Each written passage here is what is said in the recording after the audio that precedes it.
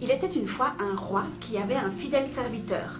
Et ce serviteur n'arrêtait pas de lui dire au roi, Dieu est bon et il ne fait pas d'erreur. Le roi, il écoutait ça que d'une oreille. Mais voilà qu'un jour, ils sont partis à la chasse. Et ils ont dû tuer un lion. Mais juste avant qu'ils puissent tuer le lion a sauté sur le roi et lui a arraché un doigt. Pendant que le serviteur soignait son roi, il lui a dit, Dieu est bon et il ne fait pas d'erreur. Le roi s'est mis dans une colère mais internationale parce qu'il s'est dit, dis donc, t'es qui toi? Regarde, il me manque un doigt. Tu crois quand même pas que je vais dire que Dieu est bon et qu'il ne fait pas d'erreur? Et aussitôt, il a mis son serviteur en prison. Mais dans sa prison, le serviteur continuait à dire, Dieu est bon et il ne fait pas d'erreur. Un jour, le roi est reparti à la chasse. Mais ce jour-là, il n'est pas tombé sur un lion, il est tombé sur une tribu qu'il a capturée. Et dans cette tribu, ils avaient une particularité, ils faisaient des sacrifices humains. Quelle aubaine, ils avaient un roi sous la main pour le sacrifier. Alors ils l'ont préparé en vue de leur cérémonie, mais juste avant qu'ils le sacrifient, ils ont vu qu'il lui manquait un doigt. Mais ils n'ont pas pu le sacrifier, parce que dans cette tribu, on ne faisait pas des sacrifices incomplets. Et ils ont relâché le roi. Dieu est bon et il ne fait pas d'erreur, s'est dit le roi. Et évidemment.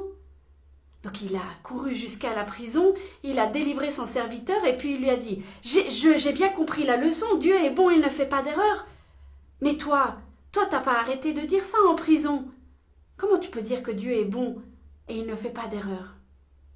Le serviteur a souri, il a regardé son roi et il a dit, si j'avais pas été en prison, c'est avec toi que je serais allé, et c'est moi qui les aurais sacrifiés. Cher ami, je te l'accorde, c'est assez facile de dire que Dieu est beau quand tout va bien. Souvent quand ça commence à aller de travers, il y a une pensée qui s'installe en nous très rapidement. Si Dieu était bon, pourquoi est-ce qu'il me fait passer par là? La petite histoire que je vous ai racontée au début, elle prête assez à sourire. Puis quand on a toute l'histoire, on se dit, ah ben évidemment, heureusement qu'on lui a arraché un doigt, heureusement qu'il a mis le serviteur en prison. Et on avait toute l'histoire. Eh bien, quand on a des difficultés, quand on a des épreuves, quand on a vraiment des choses par lesquelles on doit passer qui peuvent être affreuses, on n'a pas toute l'histoire. On ne sait pas ce qui va arriver. Et surtout, on ne sait pas pourquoi. Alors, peut-être qu'on n'aura jamais d'explication. Peut-être qu'on aura une explication, mais des années après. Je crois qu'à un moment donné, il faut accepter qu'on n'est pas tout seul. Eh ouais, grande nouvelle, hein? Et que ce qui nous arrive dans notre vie peut parfois servir à d'autres. C'est vrai, le prix peut être très très lourd à payer. Et ça peut être tellement difficile, tellement compliqué, mais on ne connaît pas la finalité, on n'a pas toute l'histoire.